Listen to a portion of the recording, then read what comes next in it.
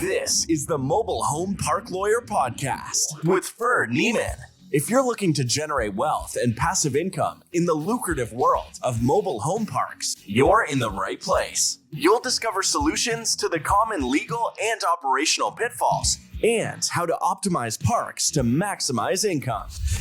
Your host is in the trenches. He's a real estate attorney, financial analyst, and mobile home park investor and operator. Now, let's turn it over to Ferd Niemann.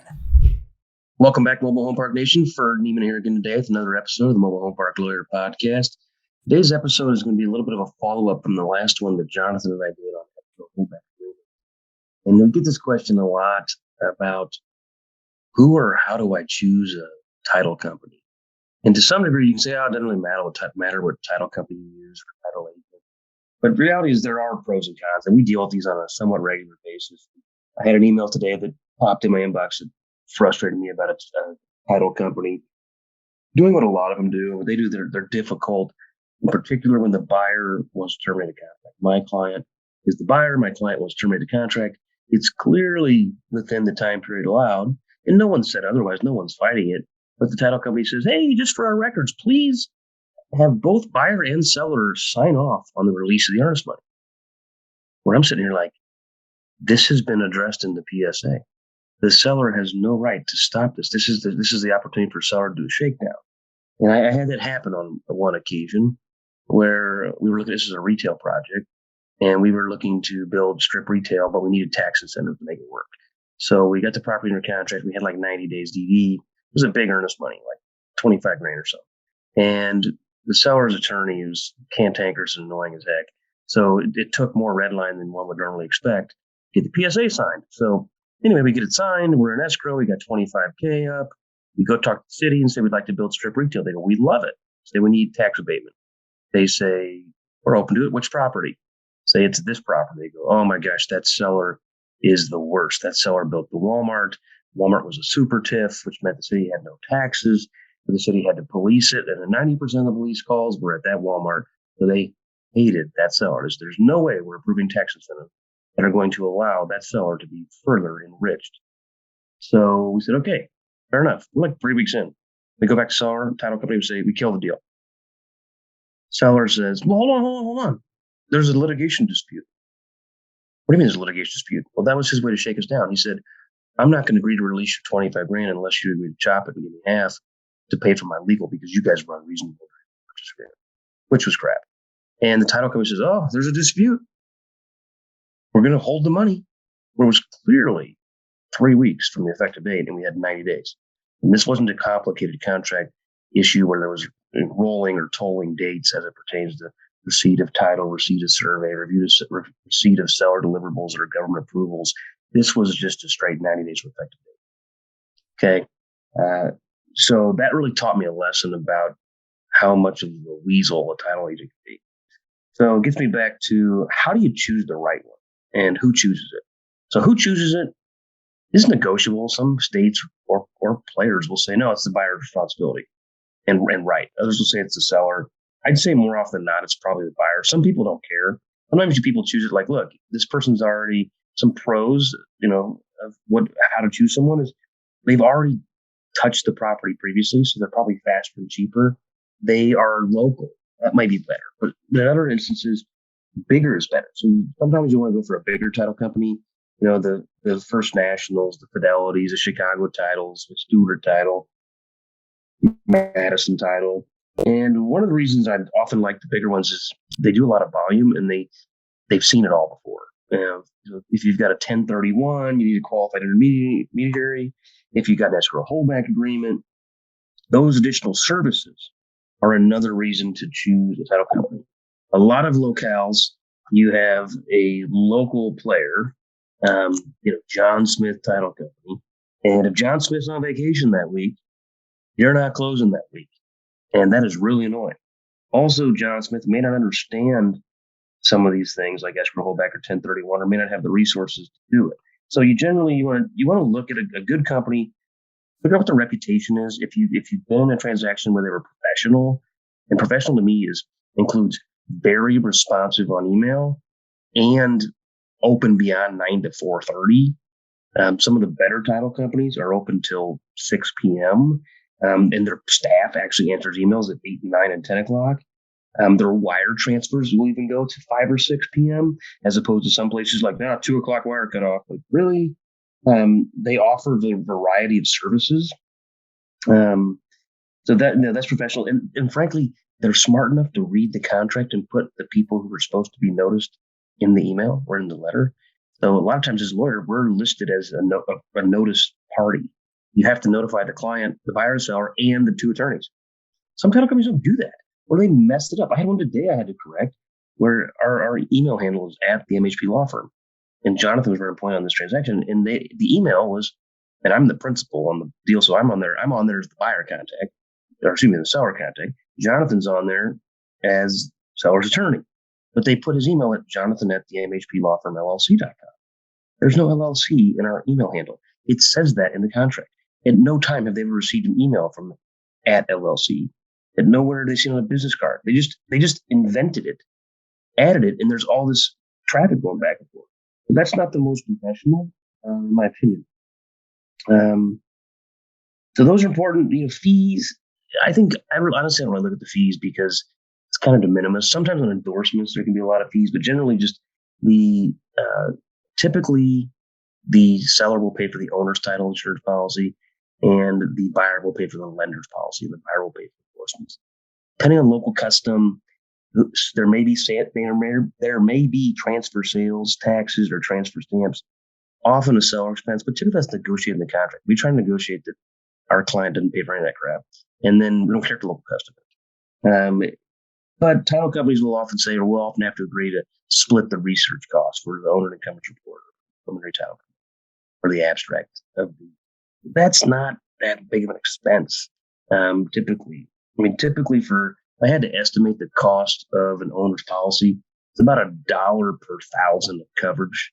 It's like I'm going through a transaction right now. It's a $5 million sale, plus or minus $5,000 premium. If you close, there's research cost of maybe 500 or 600 of additional research. There's going to be typically the seller will pay to record the deed, the buyer will pay to record the mortgage, and those there's a flood zone report, there's an overnight deed, there's a wire fee, there's a closing agent fee. They're not that much, frankly. So I don't really care about the fees as much. I care about services they offer, reputation, which generally comes with size, the speed and accuracy at which they respond. And then I also care about what kind of level of control I can have. Can I get endorsements? I dealt with a company once on a deal in Nebraska, and in order to get the zoning endorsement, sometimes the zoning endorsement is all I need to do is I need to produce a somewhat reasonable to favorable zoning letter from the municipality. And for $0 to $250, they will give me a zoning endorsement that in theory, if the next bureaucrat comes in and says, I don't like the old zoning letter, and the city tried to take my property, I can draw down title insurance from the title company. Now, that would be a fight. Title insurance companies have entire cadres of lawyers to fight claims, but that's part of the benefit of a zoning endorsement. I'll have a whole nother more detailed podcast on endorsements when I get in there. But in another city, the title company hired another outside attorney who said, we will give you the zoning endorsement if you can produce the original zoning ordinance, the original permit, the original plan, a current letter from the city, and you can get the city council to hold a public hearing. I'm not even making this up. And producing a resolution authorizing and ratifying the perfect zoning status of the subject trailer park. He goes, if you can produce all that, we'll give you the endorsement for $500. I said, if I can produce all that in this time period, why would I need the endorsement from you? You're just being difficult. And had I known that you weren't going to give me endorsement basically no matter what, I might not have chosen that title company. So that's something I've learned as well. Some of them are difficult on endorsements to fight you. And then just generally their hours and availability are key to me. So those are some things I use to select them and kind of pre-select title companies. The process is essential. Normally the process is you get a contract signed, you email a copy. Sometimes you get it in original, but generally email a copy of PDF of the contract to the title company, to the seller, to the seller's counsel, and to a broker. And then at some point to your lender and say, please open escrow and please send wire instructions. And then you wire the money for the EMD. That's pretty plain Jane. You can occasionally get the title company to sign a contract. Pros and cons of that. But I'm leaning more and more towards it because the story that I gave at the beginning of this episode, where the seller was being an idiot and being difficult, I could have, in theory, and I've seen it happen. I don't hate doing this. The title company could have signed off the contract. I could put in the contract. Buyer shall select title company. Title company signs here and initials here, acknowledging that within 90 days of execution, the effective date of execution of the contract, buyer, for any reason or no reason, may terminate the contract and receive 100% of his purchase money without the permission of seller. Now, our typical contract says, without the permission of seller, this is a single order. You don't need to get seller's permission, but title companies still do it because they don't want to get sued. Like, well, we don't want the seller to come back to you. You gave away that money. That was my leverage. So the way to really get the title company on the hook is to make them sign and initial that paragraph of the contract. Now, some of them won't do that, and it slows up your transaction. So if you're going to put that in there, you need a provision that says, in the event buyer cannot find a title company to do this within 5 days, buyer has another 5 days to find a title company, or buyer can elect to, and remove this requirement of title company. That way you don't fall out of contract, or you have a buyer's brief where you purchase money improperly or didn't produce the title company, especially when your inspection period is told based on receipt of the latter of title commitment survey, seller deliverables, and the title company is artificially delayed because you're arguing with the title company. So that is something that I'm leaning more and more towards all the time, because it just ticks me off when the title companies are like sheep. Like, oh, we don't want to have a dispute. Like, guys, you accepted escrow. You guys can read. You guys have lawyers on staff who also can presumably read. This provision specifically says, I don't need seller's permission. You can count the days. Frankly, you should also be counting the dates yourself. You should counter the dates to show and to say, look, this is 3 weeks in a 90-day period. Give Ferd his money back. But no, the seller shake you down. So how do you deal with an unruly seller? I mean, it can be problematic. I mean, at some point you can get litigation, but at some point you can settle. But you got to be prepared. This is one reason I like smaller earnest money amounts. Not because I'm unwilling to put it up or unwilling to show my commitment. Because if seller breaches or seller becomes a prick, now they're slowing you down. So you may have to get a litigator involved. You may have to, get heated towards the title company. But title company often just takes the middleman position. They may say, "Oh, we'll give it to a court," and then if you have to sue, then they just go to court and say, "Here's the $25,000, judge. You handle it, but we want to be out of it." So ideally, you get a good PSA form that gives you maximum leverage, and part of that is you try to get a title company that you work with. So we used to work when I was in my old law firm. There was one title company, and no one ever heard of them. I mean, I don't know if they had more than like 3 staff. And I asked the supervising attorney at one point, I go, why do you use this title company all the time and for big projects? And she's like, because Karen will do whatever I say. And not like, cheating, but like she said, hey, Karen, don't close yet. Hey, Karen, go ahead and proceed even though bank is waiting on this. Or, hey, Karen, go ahead and record in this order because I said so.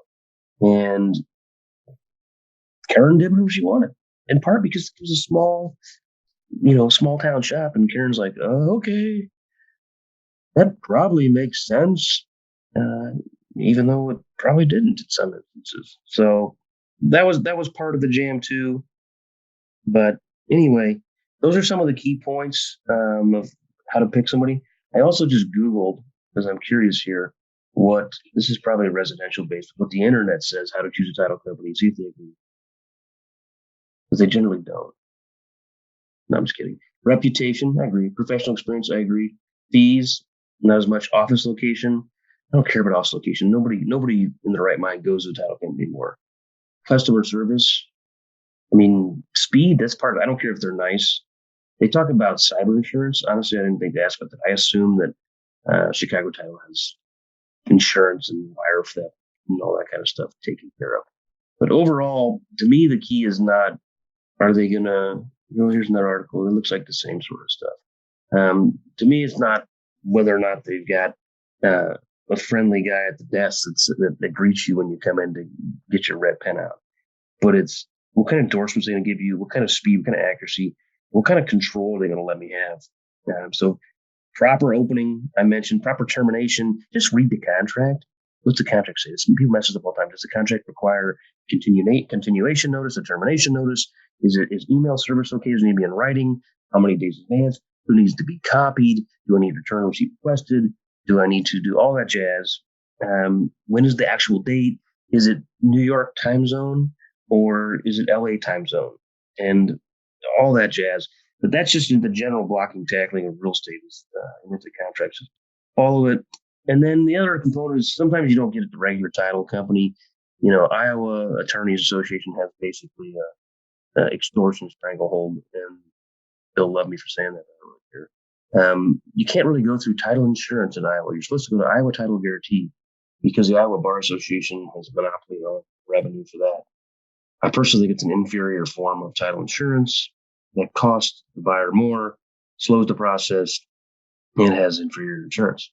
But if I was an Iowa attorney working a grueling 32 hours a week, I'd probably appreciate it. Other states, the Dakotas, the Carolinas, have some other odd title rules where you don't close a title company as often as you close at a closing attorney. Pros and cons to every system. Obviously, I don't know all the ins and outs of every state, just off the top of my head. But in general, choosing a title company is not unimportant. Probably not the most important thing in the transaction. I'd say choosing a real estate lawyer is probably more important. But I digress and I have bias. But anyway, hopefully you learned something today. Until next time, thanks and God bless. You've been listening to the Mobile Home Park Lawyer Podcast with Ferd Niemann. Ready to learn more? Go to www.themobilehomelawyer.com for free resources and materials to help you succeed. If you love the podcast, go to Apple Podcasts, give us your review, and subscribe today. Thank you for listening. Neither the Supreme Court of Missouri nor the Missouri Bar reviews nor approves certifying organizations or specialist designations. The choice of a lawyer is an important decision and should not be based solely upon advertisements.